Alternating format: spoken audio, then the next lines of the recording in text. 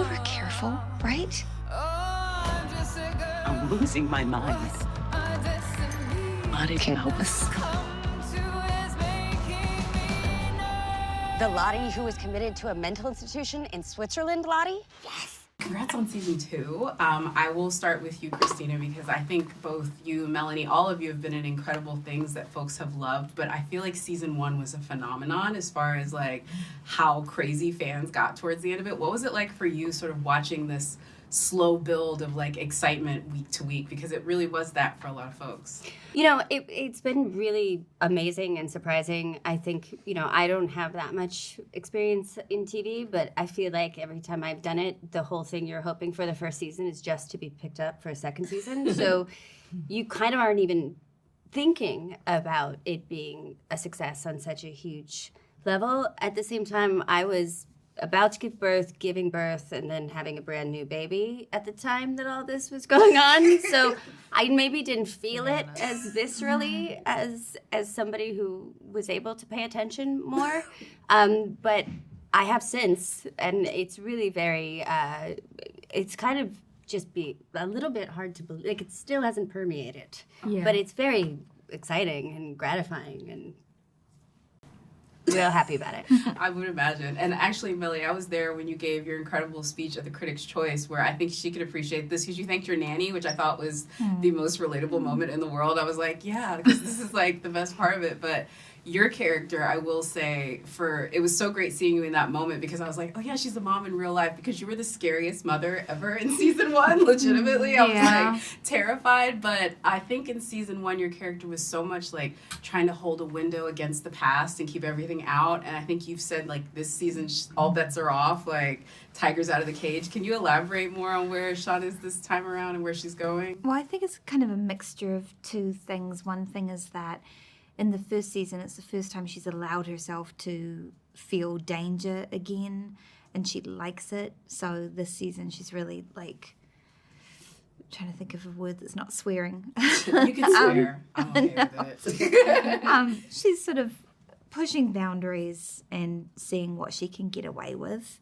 in terms of dangerous activities, and then also, you know, you can push things down for a long time, but they're going to come out somewhere, somehow. So the season also is about her, you know, figuring out her relationship to her daughter, who she is as a person, who she is as a mother, and, you know, processing all that stuff that happened before. It was the thing I watched season 1 that I was most remarkable about, is it's, again, you just really appreciate whatever they're not telling us has affected everyone so deeply because of where they are. But then we meet your character this season, and it's almost like, were they on the same island? I don't know. And it was very refreshing to see how your character was adjusting to things slightly better, I guess, or approaching things slightly better, maybe. That's what Liv said anyway. Is that? Yeah, I mean, I think her well-adjustedness is a thin veneer. And, you know, especially as adult Van is drawn back into these relationships, you sort of start to see what's been going on and how not okay she is as well. So, yeah, I don't know. I mean, it's just this show is so interesting to me to join as a huge fan of it, it was just a unique experience to get to come and continue the storytelling and be a part of what comes next. Because, you know, as a fan, you're like, what comes next? What's comes next? And I got to come and be part of what comes next. So I just have to quick follow up. Did that mean you got the call after you were already obsessed? Or was that like, totally. Is that literally, so tell me about this. So like they call you and you, please tell me more. Yes, I watched the show. I was like, what's this show with all these women who I love and want to see their work? And then was absolutely obsessed with the mystery and the storyline and all of the wonderful things about the show. And then I called up and said, hey, you want to be in it? I'm like, yes. Christina, too, with these young actors, I do have to say, I think they're even like changing what they're asking of these young performers. I don't even want to say young, but the younger versions of yourselves. Yeah. Is there anything that you sort of saw just with the way that they've sort of adopted the cast this time and like how they approach filming? Is it different from your time? Did you guys, all of you started acting very young and experienced this. Did you guys sort of swap stories maybe with the younger performers, any of you? Like I don't think we've terrified them with our experiences. I was like, back in my day. I don't think we've done that with them yet. But it is really, I will say, I find it really wonderful to see that the attitude has changed towards actors, and particularly, they're allowed to set boundaries themselves. They're allowed to be involved in how the choreography of sex scenes and set limits and say no to things and really feel safe and comfortable. And that's wonderful. I don't think, I wouldn't want people to have to go through kind of the things that we had to go through when we were younger. So it's, and then also it helps us because now we also get to say what we're comfortable with and set boundaries for ourselves and not sort of be subjected to the same sorts of things that we were, even 10, 15 years ago. So Really is a different time. It's a really different time, and it's wonderful. And I think you'd have to be a monster to want to see people suffer in the same way you did. God, I know. Yeah. The whole time, there was some darkness out there. Moment that I step outside. I thought we left it there when we were rescued, but now I realize we brought it back with us. I have to ask you guys, as viewers watching it, you got to see something that we got to see for the first time, which is your younger performances. So I was just curious, as you were watching the younger performances going into season 2, was there anything that you saw that you really wanted to kind of key into that maybe you guys didn't discuss? And I'll start with you, Juliette. I just like watching Sophie in general because she's so magical and deep and present.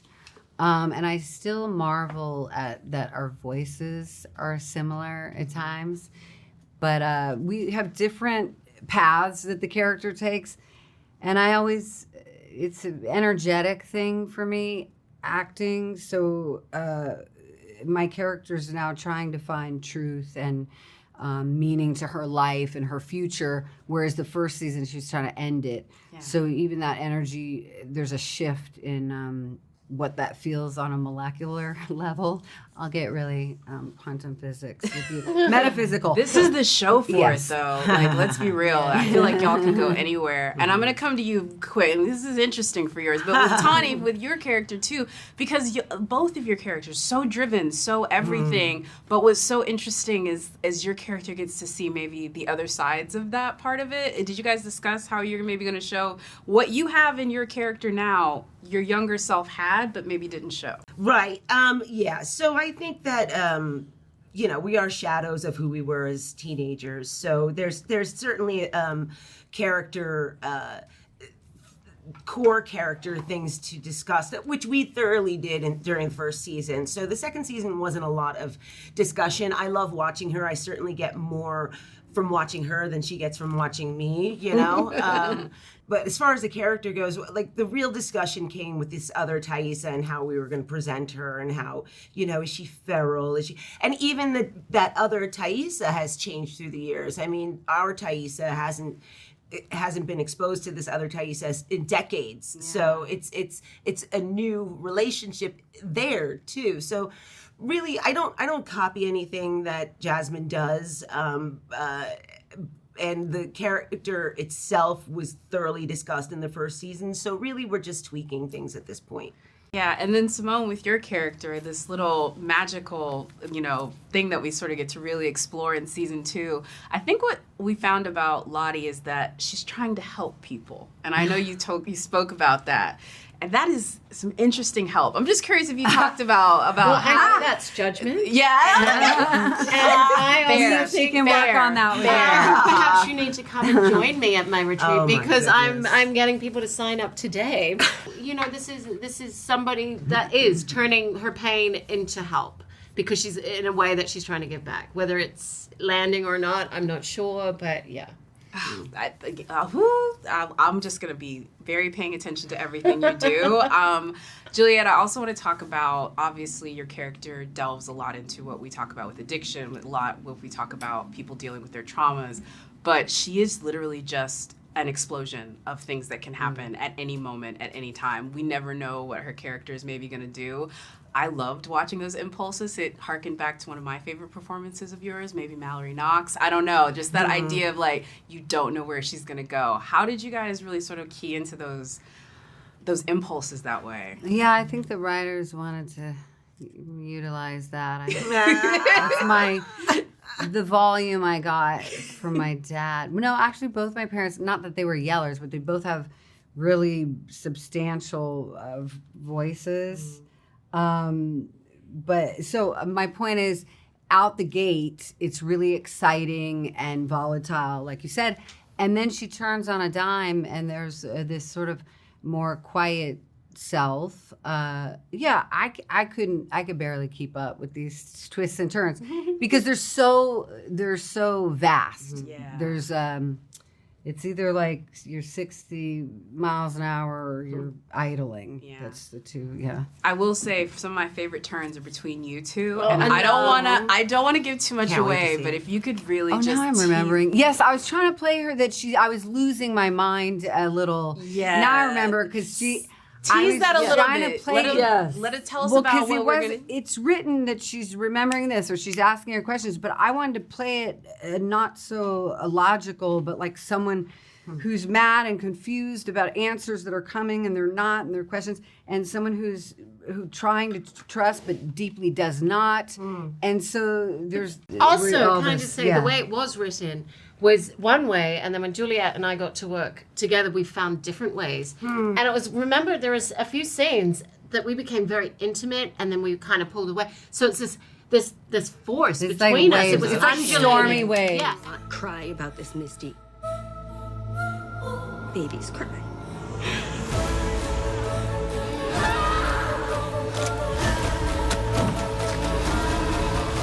I will say for season 2, it's kind of a bit of shock. We get to see your adult version, and I will have to say that's got to be quite flattering.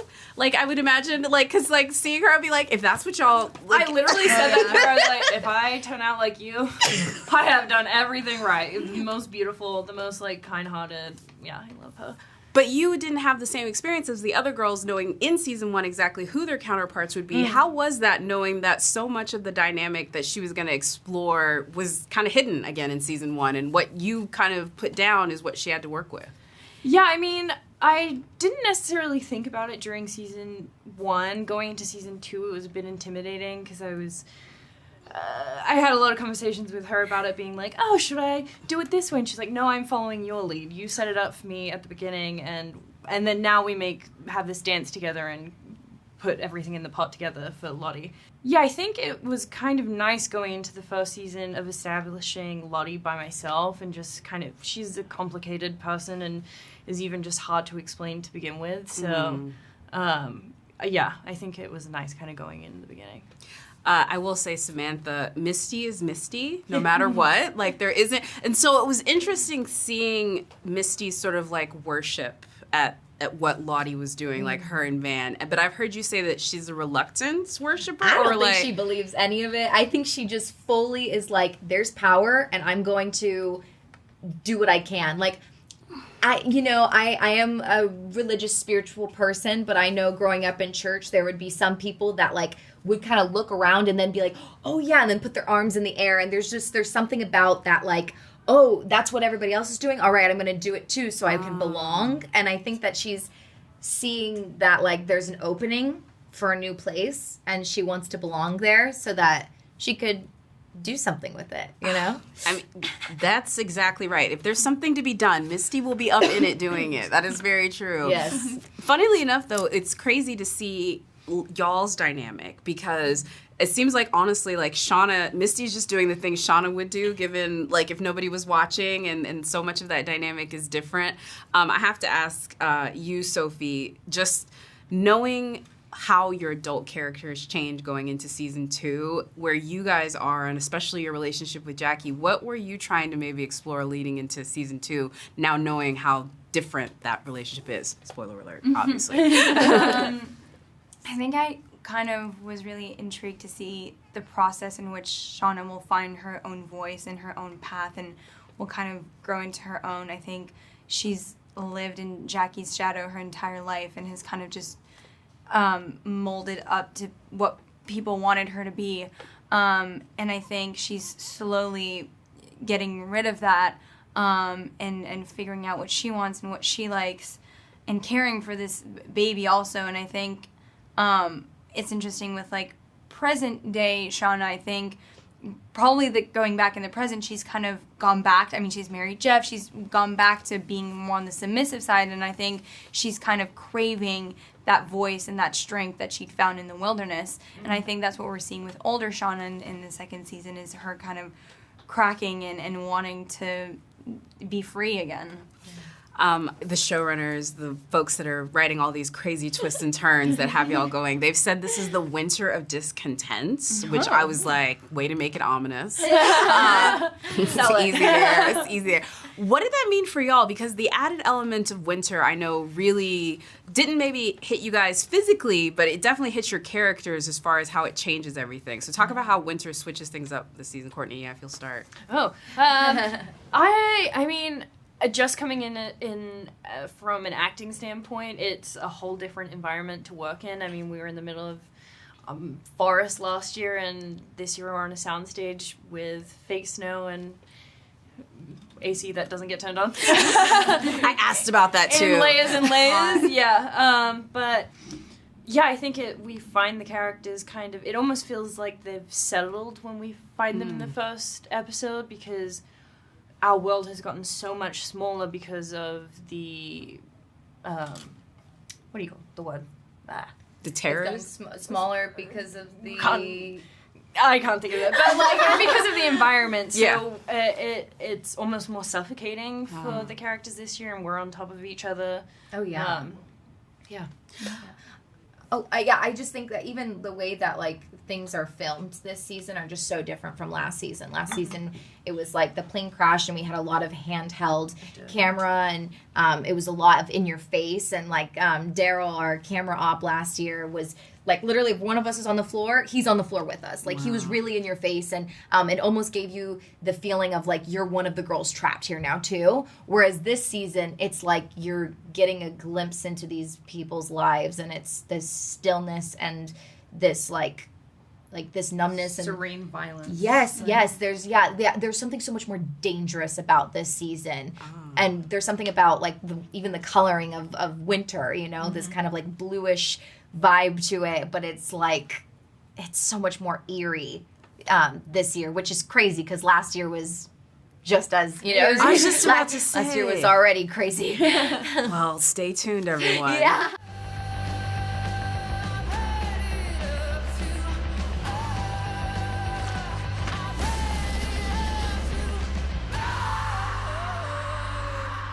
We hear the wilderness and it hears us.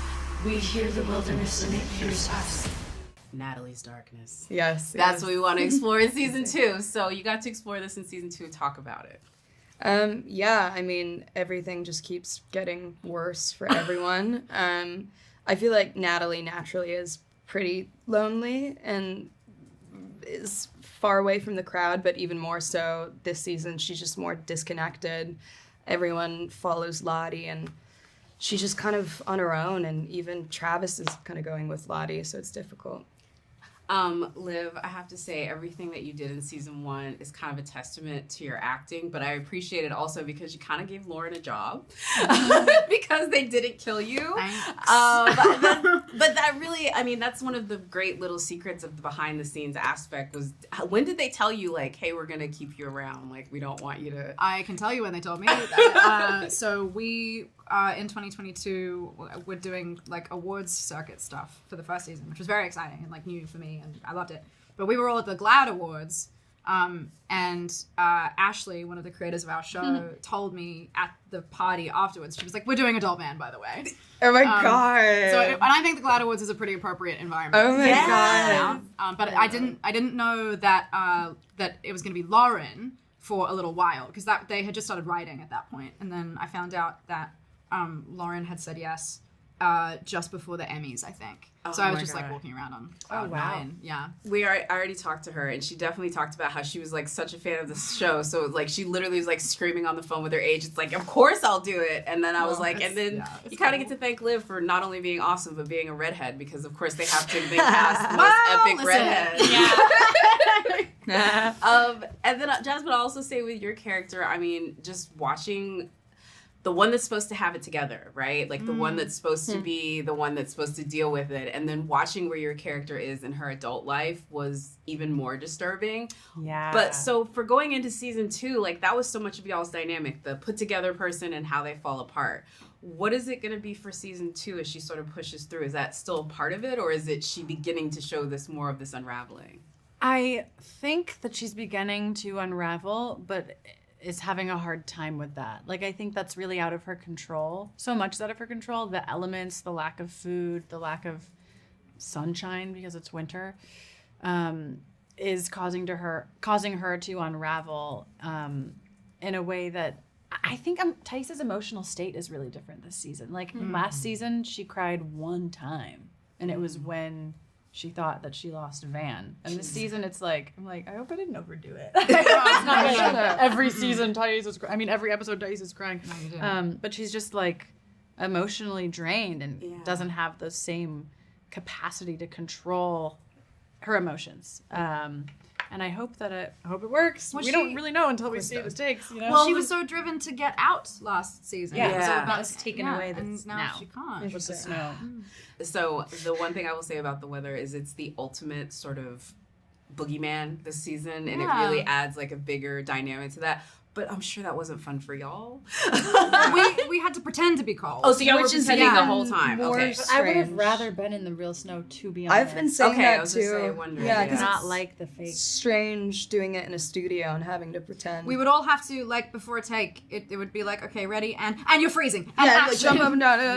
Oh, So so it was like made of paper. A lot of it was paper. There was sand. did they at least turn and down bubbles. the AC? No!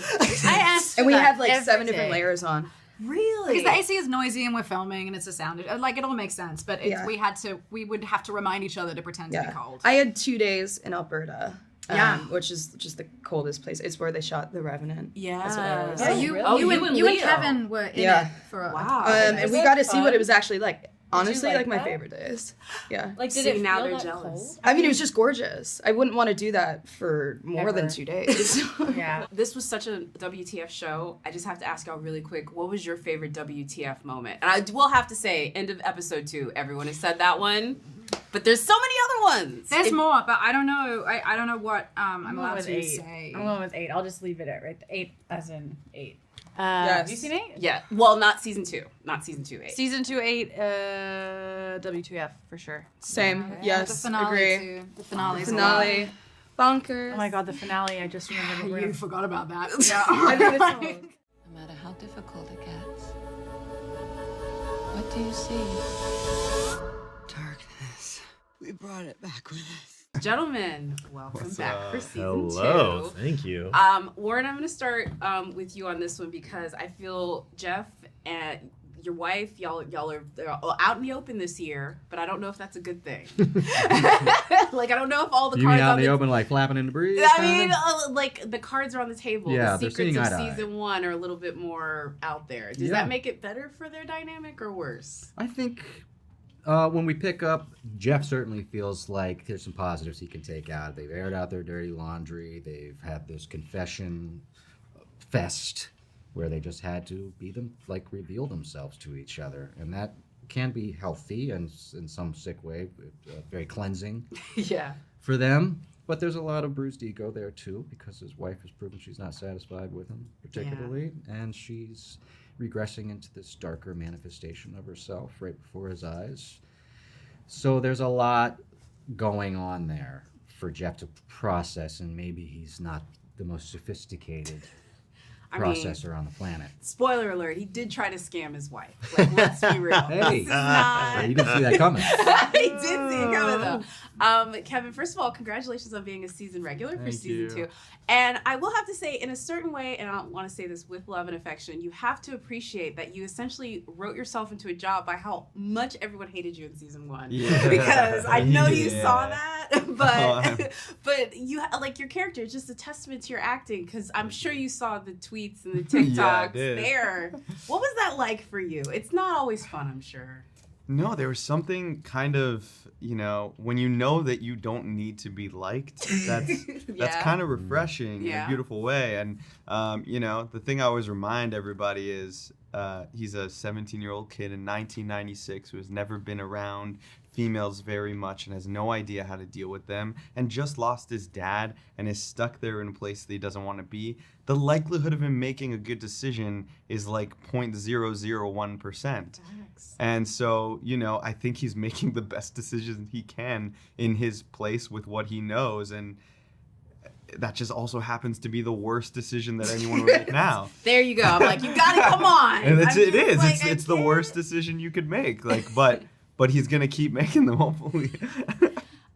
Steve, I have to ask you because Ben, I would hope he's changed his mindset a little bit going into this season. But do you think he will? Is that something that I don't want to tell too much, but I will just say the decision-making process of your character was also not one that folks were really about for a lot of season 1. Yeah, well, I mean, the funny thing is, I think that Ben was probably seeing the most clearly of anybody in season 1, but the way that he was communicating some of those things probably didn't land all that well because he tended to be completely ignored by everybody else, you know? And I'm always like, if you had just listened to me, then, a lot of this would probably have not happened. But I do think we see him go through a transformation of really having that realization that his control and his power, they're just gone. Yeah. And what does that do to a person whose only identity is that kind of authority figure when we're out here? Once you strip that away, some bad stuff is probably going to happen. There's so many WTF moments from the show, like just the opening sequence is one. Can you speak to, because a lot of them you guys didn't film. You guys have very focused parts of the story that you get to see. Give me your favorite WTF moment real quick. I think the end of episode 2 is probably that's mine for sure. It like launches the entire season. Yeah, that's a good one. Shauna's birth. There you go. They stole my answers. I'm sorry. They stole your answers? They stole my answers. Yeah, mine's definitely, especially when I read it, it was the end of episode 2, because I think the timing of it's just perfect.